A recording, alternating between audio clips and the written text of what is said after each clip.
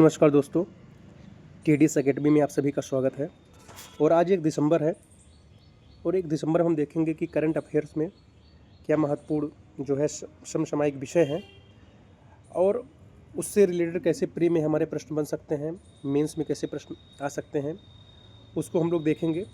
और यह सीरीज जो विशेष तौर पे चलाई जा रही है हिंदी मीडियम के स्टूडेंट के लिए चलाया जा रहा है, क्योंकि हिंदी मीडियम के जो स्टूडेंट्स होते हैं कहीं न कहीं उनके पास जो नोट्स है, मटेरियल की उपलब्धता है, उसकी कमी देखने को मिलता है मार्केट में। और जो मार्केट में अवेलेबल भी हैं वो कहीं न कहीं सिस्टमेटिक नहीं है या उनमें भाषा शैली का जो है कहीं न कहीं समस्या देखने को मिलती है। जबकि इंग्लिश मीडियम के जो छात्र हैं उनको क्या है कि मटेरियल बहुत सिस्टमेटिक में और अच्छे तरीके से मार्केट में उपलब्ध मिल जाता है ना। तो ये हिंदी मीडियम के जो छात्र हमारे हैं उनके लिए यह सीरीज स्टार्ट किया गया है और उन्हीं के लिए यह कंटेंट भी हिंदी माध्यम में तैयार किया गया है। और इसमें आप देखेंगे हर एक जो है टॉपिक से क्वेश्चन आंसर फॉर्मेट में दिया गया है कि कैसे प्रश्न आएंगे और कैसा उनका स्ट्रक्चर करना है। तो यह हिंदी मीडियम के छात्रों के लिए विशेष तौर पे है। बाकी इंग्लिश मीडियम के जो छात्र हैं वो भी इसको देख सकते हैं, इस तरह उनका अप्रोच होगा पढ़ने का। तो सबसे पहले हम देखेंगे कि जो करंट में इशू चल रहा होता है तो उसको क्या अप्रोच होना चाहिए पढ़ने का हमारा। जैसे आज का जो टॉपिक हमारा है जलवायु लचीला, क्लाइमेट रेजिलेंट है, जो आपके GS थर्ड इन्वायरमेंट से रिलेटेड है। तो इससे जो है इस टॉपिक को हमारा मेंस में क्या अप्रोच होना चाहिए पढ़ने का कि मेंस में कैसे प्रश्न इससे बन सकते हैं और प्री में कैसे प्रश्न इससे आ सकते हैं, है ना। तो इस अप्रोच से हम पढ़ाई करेंगे। मेंस में हम क्वेश्चन आंसर फॉर्मेट में डिस्कस करेंगे और प्री में हम MCQ के फॉर्मेट डिस्कस करेंगे कि कैसे प्री में प्रश्न आ सकते हैं, ठीक है। उसी प्रकार जो आर्टिफिशियल इंटेलिजेंस है, जो GS थर्ड साइंस और टेक्नोलॉजी से रिलेटेड है, इसको भी हम मेंस और प्री के फॉर्मेट में देखेंगे कि मेंस में इससे कैसे प्रश्न बन सकते हैं और प्री में कैसे प्रश्न आ सकते हैं। इसी तरह बढ़ती शहरी बाढ़, urban flooding, GS first urbanisation और GS थर्ड जो है डिजास्टर मैनेजमेंट से रिलेटेड है, इसको भी हम देखेंगे कि कैसे मेंस में और प्री में इससे प्रश्न बनते हैं।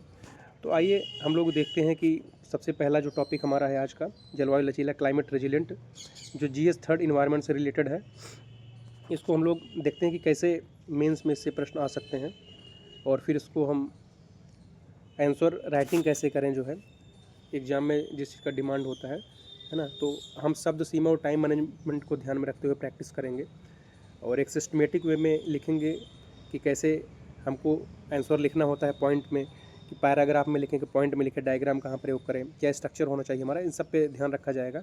और धीरे धीरे अगर आपको प्रैक्टिस लगातार करते हैं तो कहीं ना कहीं मेंस की आंसर राइटिंग आपकी बेहतर होगी।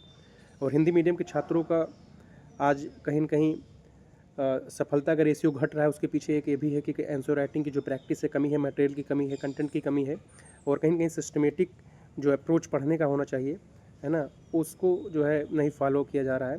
तो आइए हम लोग पहला आज जो क्वेश्चन है उसको देखते हैं कि भारत में जलवायु लचीला या क्लाइमेट रेजिलेंट कृषि सुनिश्चित करनी हो किन प्रमुख नीतिगत एवं संरचनात्मक सुधारों की आवश्यकता है।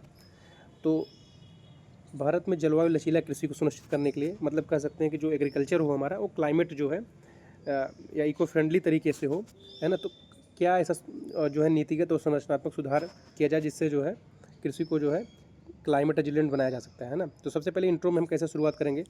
इंट्रो हमारा होगा कि भारत की लगभग 50% जनसंख्या प्रत्यक्ष या परोक्ष रूप से कृषि पर निर्भर है। जलवायु परिवर्तन के कारण अनियमित वर्षा, सूखा, अत्यधिक तापमान, बाढ़, ओलावृष्टि जैसी घटनाएं तीव्रता से बढ़ी हैं। ऐसे प्रदेश में कृषि को जलवायु लचीला बनाना राष्ट्रीय खाद्य सुरक्षा के लिए अत्यंत आवश्यक है ना। क्योंकि वर्तमान समय में देखें कि जलवायु परिवर्तन जो हो रहा है उसकी वजह से विभिन्न प्रकार की आपदाएं या विभिन्न प्रकार के जो है जलवायु घटनाएं देखने को मिल रही है, जैसे बाढ़, ओलावृष्टि, अनियमित वर्षा। इससे जो हमारा एग्रीकल्चर है ना, वो प्रभावित होता है। इससे क्या है, हमारी जो राष्ट्रीय खाद्य सुरक्षा है ना, लोगों को जो है खाद्य की उपलब्धता की कमी हो जाती है। तो ये कहीं न कहीं एक समस्या बना हुआ है। तो किन नीतिगत सुधार किया जाए, है ना, कि जो हमारे जो खाद्य है उसको सुरक्षित बनाया जा सके जिससे सबको समान पहुँच हो पाए, है ना। तो इसके लिए नीतिगत सुधार हम मेन बॉडी में देखते हैं कि क्या नीतिगत सुधार किया जाना चाहिए। तो सबसे पहले जो फसल हमारा है उसको विविधीकरण करना चाहिए, है ना। विविधीकरण होगा तो कहीं न कहीं अगर एक फसल को नुकसान होता है दूसरा फसल जो है कहीं न कहीं वो हमारे जो खाद्यान्न को सुरक्षित रखेगा, है ना। तो जैसे अभी क्या है कि हम धान और गेहूं को ही अधिक वरीयता देते हैं, है ना। तो अगर फसल विविधीकरण होगा तो इसका दबाव कम होगा, इसके माध्यम से दलहन, तिलहन, मोटे अनाजों की भी पैदावारी बढ़ेगी, है ना।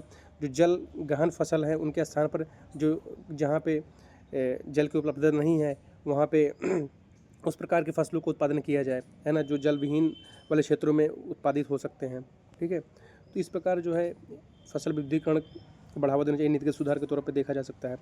दूसरे हेडिंग में हम लिखेंगे कि जल जो है कुशल कृषि तकनीक का विस्तार किया जाए, है ना, कि मतलब जल की कुशलता जो है बढ़ाया जाए, या जल की जो यूटिलिटी है, जो उपयोगिता है, उसको इस तरह किया जाए कि जल क्या है कि वो सतत जो है उपयोग किया जा सके, उसको जल का वेस्टेज ना हो पाए, है ना। तो इसके लिए हमको ड्रिप और स्प्रिंकल सिंचाई को अनिवार्य रूप से बढ़ाया जाना चाहिए। Laser land levelling, micro irrigation, जल संरक्षण तकनीकी को बढ़ाने, जिससे जल को संरक्षित किया जा सके, जल का नुकसान न होने पाए, है ना। तो इसके लिए माइक्रो इरिगेशन किया जाए, ड्रिप के माध्यम से सिंचाई किया जाए, स्प्रिंकलर के माध्यम से सिंचाई किया जाए, तो इससे जल को संरक्षित किया जा सकता है।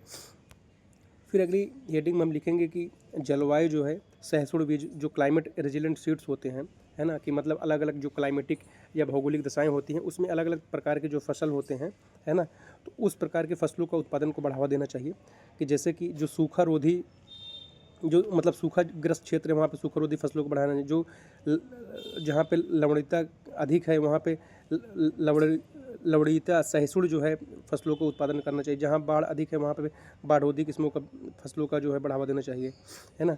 और बीज प्रमाणन प्रणाली को वैज्ञानिक रूप से सुदृढ़ करना चाहिए, है ना। तो इस तरह कहीं न कहीं हम जो है कृषि को जो है क्लाइमेट रेजिलेंट बना पाएंगे।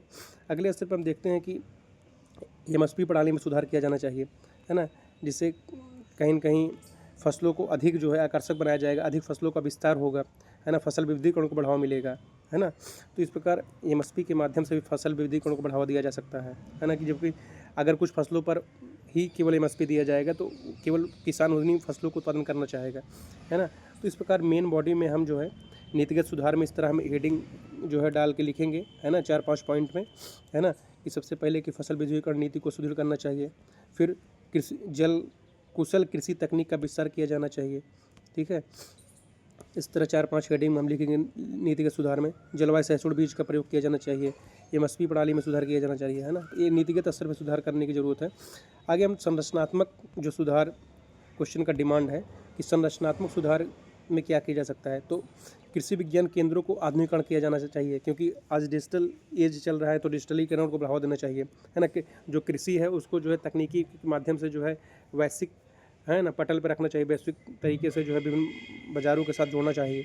किसानों को जो है स्थानिक जलवायु जोखिम की जानकारी देना चाहिए, है ना, कि अलग अलग जो स्थानिक दशाएँ हैं वहाँ पे किस प्रकार की जोखिम हो सकती है ना। तो स्थानिक जो विशेषताएं हैं कृषि से संबंधित उनको जो है जानकारी देना चाहिए। नई जलवायु आधारित कृषि तकनीक की प्रशिक्षण व्यवस्था को बढ़ावा देना चाहिए, है ना। आगे है कि जलवायु जोखिम मानचित्रण जो है करना चाहिए, है ना, प्रत्येक ब्लॉक स्तर पर रिस्क इंडेक्स तैयार करना चाहिए। खेती योग्य भूमि की संवेदनशीलता का वैज्ञानिक विश्लेषण करना चाहिए, है ना, जैसे जो खेती योग्य भूमि है उसके सॉइल्स का, है ना, वहाँ की सॉइल्स में क्या क्या जो है क्या क्या उसमें मिनरल्स की कमी है, क्या किन किन मिनरल्स की जो है उसमें ज़रूरत है ना। तो इस प्रकार कहीं न कहीं उसका अगर वैज्ञानिक विश्लेषण करेंगे तो कहीं न कहीं हम एग्रीकल्चर को और प्रोडक्टिव बना सकते हैं, है ना। और कार्बन क्रेडिट प्रणाली में किसानों की भागीदारी को बढ़ावा देना चाहिए, है ना। सस्टेनेबल फार्मिंग को प्रोत्साहन करना चाहिए, है ना, जैसे कृषि क्या है एक सतत जो है वहनीय तरीके से जो है विकास करे, है ना।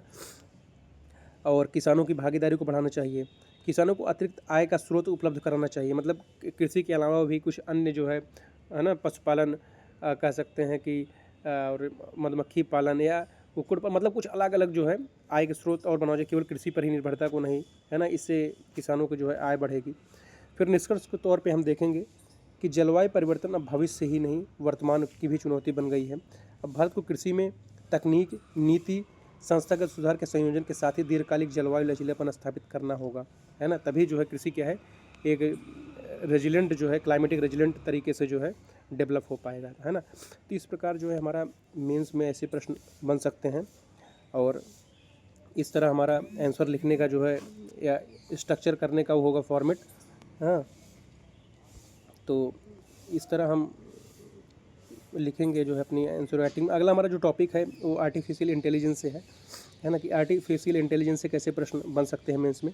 तो वैश्विक स्तर पर आर्टिफिशियल इंटेलिजेंस या कृत्रिम बुद्धिमत्ता विनिमय की बहस के बीच अब भारत उत्तरदायी एआई का आदर्श कैसे, मतलब मॉडल कैसे प्रस्तुत कर सकता है ना, कि एआई को लेकर जो है, इसके विनिमय को लेकर वैश्विक स्तर पर जो है एक बहस बना हुआ है। लेकिन भारत को अगर बात करें तो भारत कैसे उत्तरदायी जो है एआई का जो है आदर्श मॉडल कैसे प्रस्तुत कर सकता है वैश्विक पटल पर, है ना। तो आइए इंट्रो की हम शुरुआत करते हैं कि एआई क्या है। एक उभरती हुई तकनीक है जो स्वास्थ्य में, शिक्षा में, शासन में, सुरक्षा में, न्यायपालिका आदि क्षेत्रों में क्रांतिकारी परिवर्तन ला रही है। परंतु इसके साथ गोपनीयता का मुद्दा, डेटा दुरुपयोग का जो है मुद्दा, भेदभाव, डीप फेक, एल्गोरिज्म, पारदर्शिता जैसे गंभीर चिंताएं भी उभर रही हैं, है ना। क्योंकि जैसे जैसे एआई का प्रयोग बढ़ रहा है, वो कहीं न कहीं जो प्राइवेसी है, गोपनीयता है, उसका मुद्दा बढ़ रहा है ना। कहीं कहीं लोगों को ऐसा डर है कि उनका जो व्यक्तिगत डेटा है ना, जो प्राइवेसी है, उसका कहीं न कहीं उसके माध्यम से प्रभावित हो रहा है। और भेदभाव जेंडर के बेस पे, कास्ट के बेस पे बढ़ रहे हैं।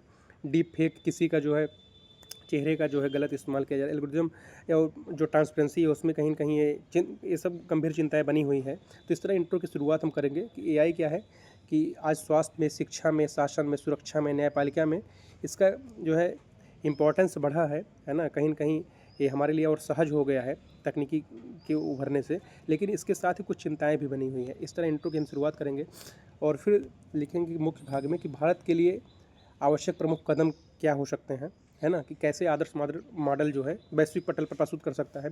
तो सबसे पहले एक समग्र एआई नियामक ढांचा प्रस्तुत करना चाहिए, एआई रेगुलेटरी फ्रेमवर्क बनाना चाहिए, एआई के सुरक्षित उपयोग, जवाबदेही और पारदर्शिता हेतु विशेष कानून बनाना चाहिए एआई को लेकर, है ना। एआई मॉडल डेटा सेट के मानकीकरण के लिए दिशा निर्देश देना चाहिए, है ना। इसकी स्टैंडर्डाइजेशन को लेकर एक दिशा निर्देश देना चाहिए, है ना। फिर अगली हेडिंग में लिखेंगे कि डेटा सुरक्षा और गोपनीयता संरक्षण किया जाना चाहिए, है ना। पर्सनल डेटा प्रोटेक्शन जैसे कानूनों को जो है कठोरता से अनुपालन करना चाहिए। सरकारी और निजी जो संगठन है उसमें डेटा को जो है सुरक्षित भंडारित करना चाहिए।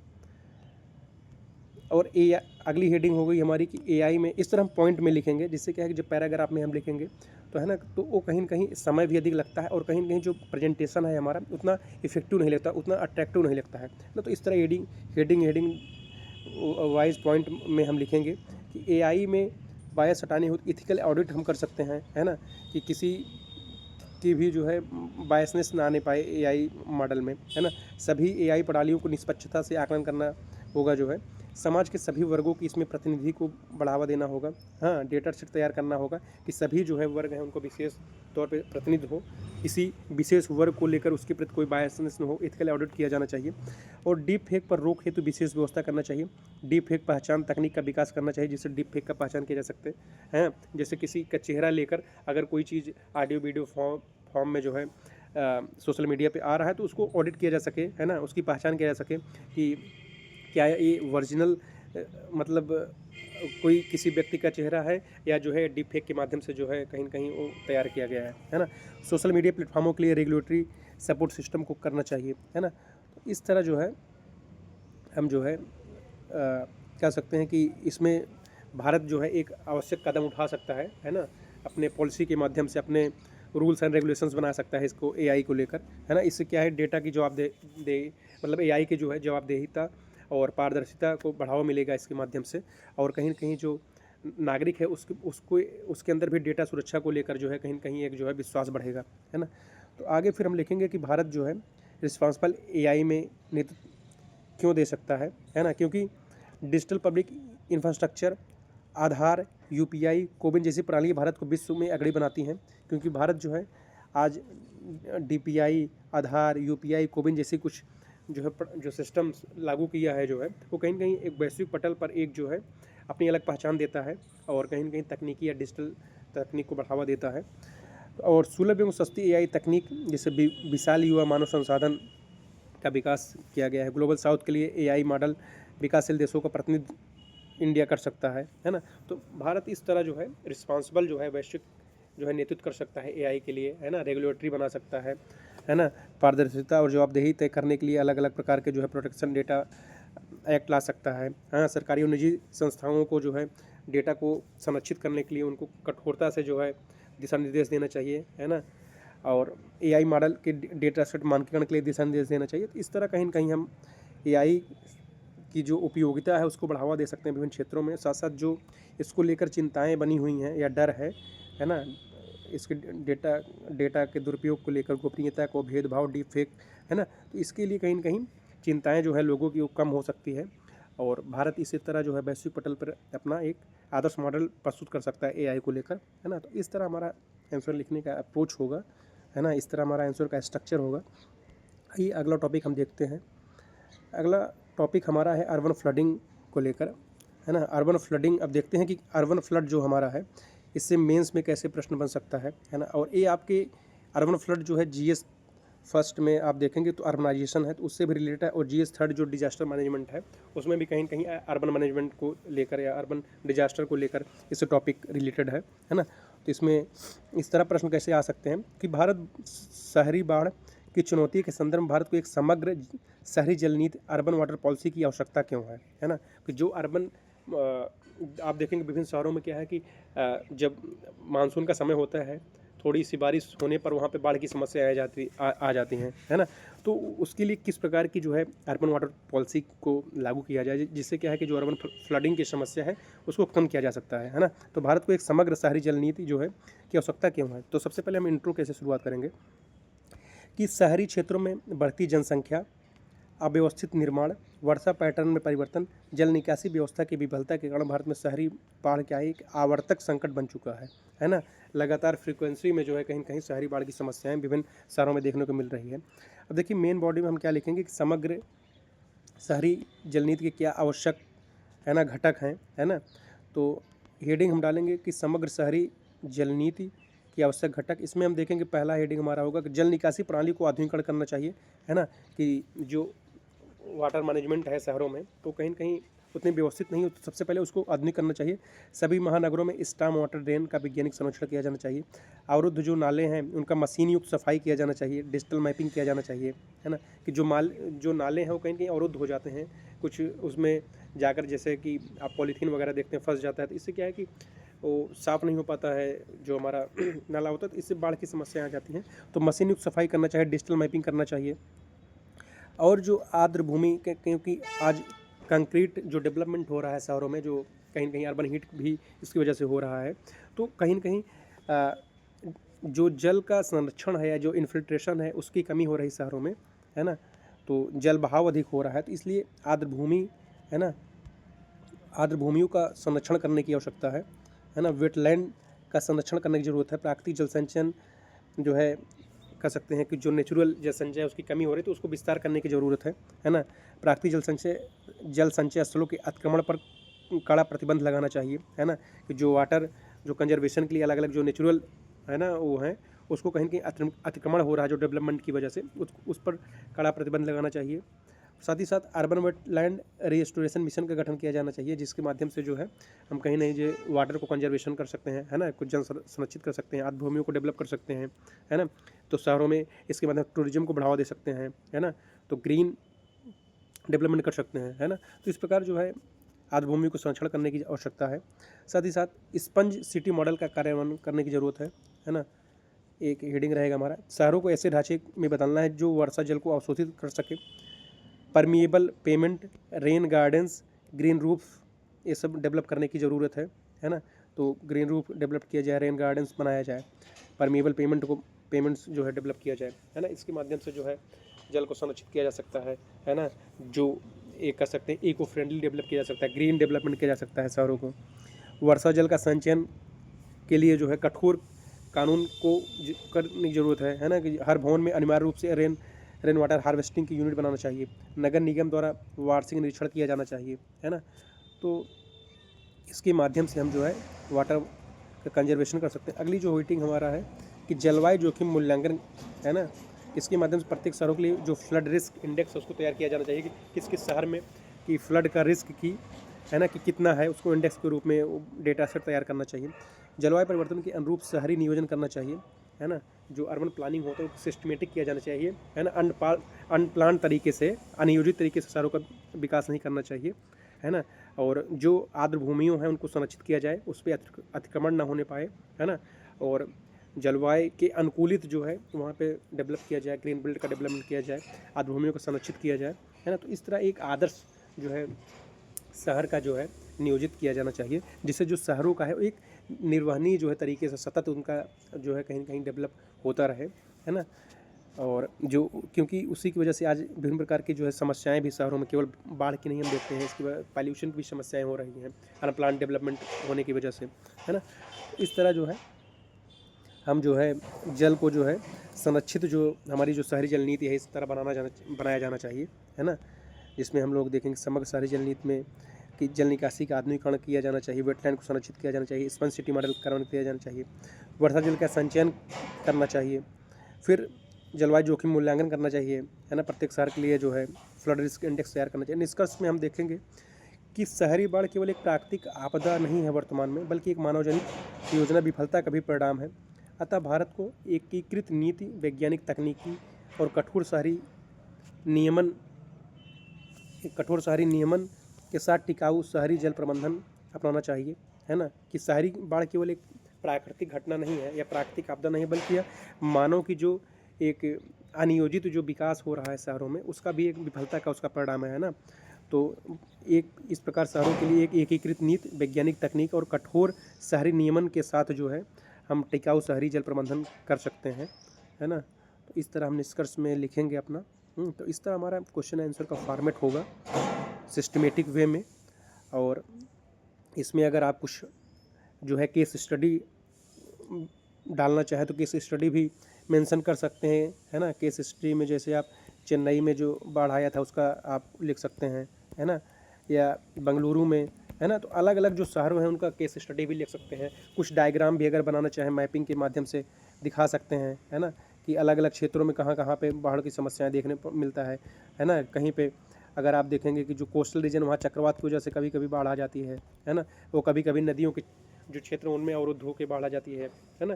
तो अलग समस्याएं, लेकिन जो शहरों में बाढ़ आ रही है अधिकतर जो है कहीं न कहीं वो मानव जनित आपदा के रूप में देखने को मिल रही है, क्योंकि जो कह सकते हैं कि जो जल निकासी है उसकी अच्छी व्यवस्था नहीं होने की वजह से ये समस्याएं हो रही हैं। अब आइए देखते हैं कि हम प्री में कैसे प्रश्न इस टॉपिक से आ सकते हैं, एमसीक्यू के रूप में देखते हैं, मल्टीपल चॉइस क्वेश्चन के रूप में। तो जो पहला प्रश्न हमारा है, क्लाइमेट रेजिलेंट एग्रीकल्चर के संदर्भ में निम्नलिखित कथनों पर विचार कीजिए। पहला है कि जलवायु लचीली कृषि मुख्यतः केवल उच्च वर्षा वाले क्षेत्रों में ही लागू होती है ना। अब देखिए जो की टर्म्स हैं, है ना, इसको ध्यान रखना है कि कहाँ पे जो है कैसे प्री को क्वेश्चन सॉल्व किया जा सकता है। तो जहाँ पे केवल आते हैं तो मुख्यतः वो कहीं न कहीं डाउटफुल आ जाता है। फिर दूसरा है कि फसल विविधीकरण सीआरए का एक महत्वपूर्ण घटक है। सीआरए मतलब क्लाइमेट रेजिलेंट एग्रीकल्चर का, है ना। फिर तीसरा है कि जल संरक्षण तकनीकें जैसे माइक्रो इरिगेशन, भूजल रिचार्जिंग, है ना, का हिस्सा माना जाता है ना। तो इसमें जो इसका आंसर होगा हमारा बी होगा, है ना, क्योंकि जो जलवायु लचीला कृषि होता है मुख्यतः केवल उच्च वर्षा वाले क्षेत्रों में ही लागू होती है। तो ये गलत है, ये चाहे सूखा ग्रस्त क्षेत्र हो चाहे अधिक वर्षा वाला क्षेत्र हो, है ना। तो हर जो है घटक इसमें शामिल होते हैं, हर क्षेत्र का अपना एक अलग जो है लचीली कृषि होती है ना। और फसल विविधीकरण एक महत्वपूर्ण घटक है इसका, जल संरक्षण तकनीकें भी इसमें शामिल किया जाता है ना। तो इसका जो ऑप्शन होगा बी होगा, और इसको हम देख भी लेते हैं, है ना। तो देखिए उत्तर कुंजी भी लास्ट में दिया गया है आपको, है ना। तो इसको आप देख के वेरीफाई भी कर सकते हैं। फिर दूसरा हमारा जो क्वेश्चन है आर्टिफिशियल इंटेलिजेंस से दिया गया है। आर्टिफिशियल इंटेलिजेंस के संदर्भ में लिखित कथन पर विचार कीजिए। पहला कि एक्सप्लेनेबल एआई का उद्देश्य एआई मॉडल के निर्णयों को मनुष्य पठनीय बनाना होता है। जनरेटिव एआई केवल टेक्स्ट उत्पन्न कर सकता है, वीडियो और ऑडियो नहीं, है ना, केवल, है ना। तीसरा है कि रीइंफोर्समेंट लर्निंग में मशीन ट्रायल और इनर प्रक्रिया से सीखती है ना। तो इसका जो आंसर होगा हमारा पहला और तीसरा सही होगा, क्योंकि जनरेटिव एआई केवल टेक्स्ट उत्पन्न करता है, गलत है, क्योंकि वीडियो और ऑडियो भी जो है उत्पन्न करता है ना। तो इसका जो आंसर होगा हमारा ए होगा, है ना। अब इसको वेरीफाई भी कर ले सकते हैं हम अपने आंसर से जो है ना, देखिए, है ना। तो ए हमारा सही है, जिसमें आपका पहला और तीसरा, ठीक है। अब आइए हम लोग देखते हैं अपना अर्बन फ्लडिंग से जो तीसरा हमारा क्वेश्चन है, अर्बन फ्लडिंग के संदर्भ में, है ना, अर्बन फ्लडिंग के बढ़ते जोखिम के संदर्भ में निम्नलिखित कथन विचार कीजिए कि शहरी बाढ़ एक कारण शहरों में बढ़ती भूमि अवैधता है। शहरों में प्राकृतिक जल संरक्षण क्षेत्रों का सिकुड़ना शहरी बाढ़ की तीव्रता को बढ़ाता है। अर्बन फ्लडिंग जो है जलवायु परिवर्तन से कोई संबंध नहीं है ना। तो अर्बन फ्लडिंग जलवायु परिवर्तन से कोई संबंध नहीं, तो ये गलत है क्योंकि इसका भी जलवायु परिवर्तन से संबंध है ना। और दूसरा कि शहरों में प्राकृतिक जल ग्रहण क्षेत्रों का सिकुड़ना शहरी बाढ़ की तीव्रता को बढ़ाता है, तो ये भी सत्य है। शहरी और पहला क्या है, शहरी बाढ़ का एक कारण शहरों में बढ़ती भूमि की अवैधता है ना, इम्परवियस सरफेस है, तो ये भी सत्य है ना। जो कंक्रीट वो डेवलपमेंट हो रहा है ना, तो इसकी वजह से भी कहीं कहीं बाढ़ की समस्या, तो इसमें पहला और दूसरा आपका सत्य होगा। इसको वेरीफाई भी अपने आंसर से कर लेंगे। क्वेश्चन तीसरा जो है आपको देखेंगे कि देखिए ये आपका सत्य है, ठीक है। फिर आइए हम आपको देखते हैं कि